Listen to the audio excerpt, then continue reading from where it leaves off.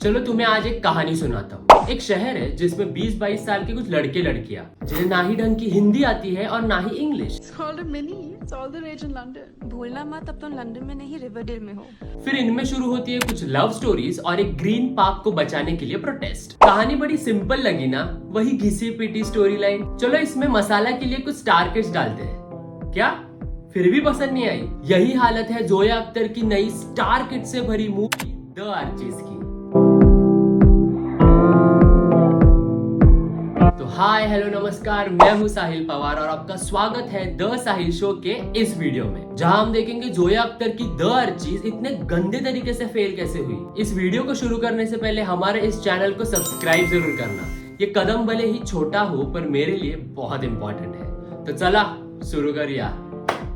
तो इसके पहले कि मैं आपको द आर्चीज या फिर द आर्चीज जो कुछ भी है ये फेल क्यों हुई इसके बारे में बताना शुरू करूं, आपको द आर्चीज का थोड़ा बैकग्राउंड दे देता हूं। द आर्चीज जोया अख्तर का प्रोजेक्ट है जो 1950s में आई आर्चीज कॉमिक का इंडियन अडेप्टेशन है। हॉलीवुड में आर्चीज का एक अलग अडेप्टेशन ऑलरेडी आया था जिसका नाम शायद आपने सुना भी होगा, रिवरडेल। इस मूवी का प्लॉट वैसे तो मैंने इंट्रोडक्शन में बता ही दिया था। ये स्टोरी 1960s के एंग्लो इंडियन कम्युनिटी के ऊपर बेस्ड है जिनके एंसेस्टर्स यूरोप या फिर किसी बाहर के देश के हैं। अगर इस मूवी के अच्छे पॉइंट्स को देखें तो इस मूवी के सेटअप और फ्रेम्स बहुत बढ़िया है। जोया अख्तर वो एंग्लो इंडियन वाइब देने में 100% सक्सेसफुल हुई। सेटअप के बाद अगर बात करें कास्ट के कॉस्ट्यूम्स की तो वो भी बैंग ऑन थे। हर कैरेक्टर के कॉस्ट्यूम को सोच समझ कर डिजाइन किया है।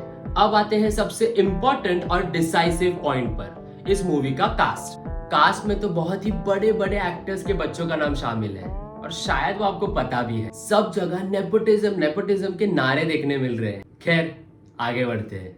शाहरुख खान की बेटी सुहाना खान, अमिताभ बच्चन का पोता अगस्त्य नंदा, बोनी कपूर की बेटी और जानवी कपूर की बहन खुशी कपूर, और इन्हीं के साथ ही वेदांग रैना, मिहिर आहूजा, युवराज मेंढा ये भी शामिल है। ओवरऑल इस मूवी को लाइट हार्टेड स्टोरी लाइन और एक इजी गो म्यूजिकल आर्ट कह सकते हैं। कई इसके सॉन्ग्स में कोरियोग्राफी भी ठीक ठाक है पर कुछ सॉन्ग्स बड़े ही अनवांटेड सिनेरियोस पर बेस्ड है। इसका मतलब ये है कि कहीं बेफिजुल के नाच गाने की जरूरत भी नहीं थी और आपको अचानक से लगेगा कि अरे ये क्या हुआ। अब आते हैं इस मूवी के नेगेटिव पॉइंट्स पर। आखिर क्यों द आर्चीज को सोशल मीडिया पर इतना ट्रोल किया जा रहा है? अगर सोशल मीडिया के स्लैंग लैंग्वेज में ही बोला जाए तो this movie reach the wrong audience.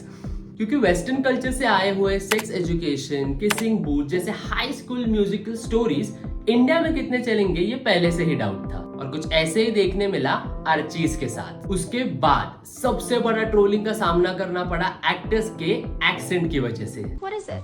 A fridge? Ronnie, don't be ridiculous.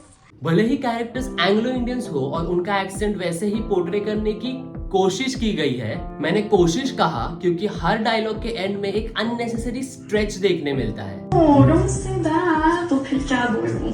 Accent में बहुत ही लूज पॉइंट्स है जो लोगों ने भी नोटिस किए और इसी वजह से लोग उन्हें ट्रोल कर रहे हैं। Just forgive me, please. जैसे इस मूवी को नेगेटिव फीडबैक मिलना शुरू हुआ, हमने देखा एक स्ट्रॉन्ग पीआर गेम। हर सोशल मीडिया प्लेटफॉर्म पर, हर शो में, हर इंटरव्यू में, हर पोस्टर पर ग्रैंड स्केल पर इस मूवी की पब्लिसिटी की जा रही है। पर एंड में mouth publicity always has a better hand. अगर बात करें एक्टिंग की, यहाँ हार गए पूरी तरीके से। सुहाना खान और खुशी कपूर की एक्टिंग बहुत वीक है, ट्रस्ट मी। कुछ सीन में तो ऐसा लगता है कि उन्हें एक्टिंग क्लासेस की सख्त जरूरत है। पर अरे इस प्रोजेक्ट के लिए तो एक्टर्स ने ऑलरेडी 1 साल की ट्रेनिंग ली थी। अब मेरा इन सबसे सवाल है, क्या किसी आउटसाइडर को भी इतने प्रिविलेजेस मिलते हैं जिनके पास ना ही कोई इंडस्ट्री के कॉन्टैक्ट्स है, ना ही कनेक्टिविटी और ना ही कोई ट्रेनिंग पीरियड? उनके पास होता है तो सिर्फ एक चांस और वो भी बड़ी मुश्किल से मिलता है। जब ये एक्टर्स उनके एक्टिंग के लिए ट्रोल होना शुरू हुए तब उनकी पीआर टीम उनके सपोर्ट में आई और सोशल मीडिया पर कमेंट करने लगी। ये कमेंट्स तो आपने भी देखे रहेंगे जहाँ कुछ लोग बोल रहे हैं कि अरे ये तो उनकी पहली फिल्म है, ये तो उनका डेब्यू है, ये बात भी तो हमें कंसिडर करनी चाहिए। तो मेरा उन लोगों के लिए सवाल है, क्या किसी आउटसाइडर को भी बुरे एक्टिंग के बावजूद सेम अपॉर्चुनिटी मिलती, सेम प्लेटफॉर्म मिलता, सेम प्रिविलेजेस मिलते? अपॉर्चुनिटी तो दूर की बात है, उन्हें ऑडिशन से ही निकाला जाता। देखिए ऑडियंस की प्रॉब्लम नेपोटिज्म नहीं है। अगर नेपोटिज्म का सहारा लेकर एक्टिंग भी अच्छी हो तो लोग अप्रिशिएट करेंगे। ऐसे कई एक्टर्स हैं जो नेपो किड्स होकर भी बहुत फेमस है और उनको इनके एक्टिंग स्किल्स के वजह से सराहा भी जाता है। जैसे आलिया भट्ट, रणबीर कपूर, वरुण धवन, सारा अली खान। इतना ही नहीं तो 90 और 2000 के दशक में आई हुई करीना, काजोल, करिश्मा और ऐसे अनगिनत नाम। देखिए, ऑडियंस को दिक्कत है कि इतने ट्रेनिंग्स, वर्कशॉप्स और कॉन्टैक्ट्स होकर भी अगर सुहाना और खुशी ऐसे डिलीवर करेंगे तो ऑडियंस भी ऐसे ही रिएक्ट करेगी। और एक बात जो इस मूवी के बारे में गलत हुई वो था इसका रिलीज टाइम, जहां एक तरफ नेपो किड्स को बॉलीवुड में ट्रोल करने की एक वेव आई है जिसका ऑलरेडी शिकार अनन्या पांडे और अर्जुन कपूर जैसे स्टार्स हो चुके हैं, वहां और नेपो किड्स को लॉन्च करने की जोया अख्तर की ये डेयरिंग पूरी तरीके से फेल हुई। वैसे जोया अख्तर का काम बहुत बढ़िया होता है, जो हमने ऑलरेडी जिंदगी ना मिलेगी दोबारा और गली बॉय जैसे मूवीज में देख लिया है, पर यहाँ पर वो अपना छाप छोड़ नहीं सकी। अंत में मुझे सिर्फ इतना ही कहना है कि माना कि स्टार किड्स की पहले से ही एक स्ट्रॉन्ग फैन फॉलोइंग होती है, पर इट्स हाई टाइम कि हमें एक्टर्स को टैलेंट के हिसाब से जज करना चाहिए और ना ही नेपोटिज्म के हिसाब से। तो दोस्तों, ये थी मेरी एनालिसिस द आर्चीज के ऊपर और क्यों द आर्चीज फेल हुई। आपको क्या लगता है?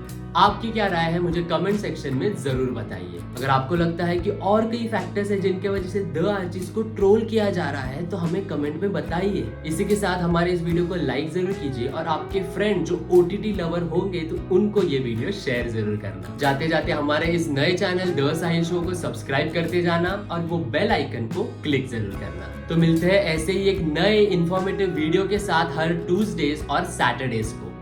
तब तक के लिए जय हिंद।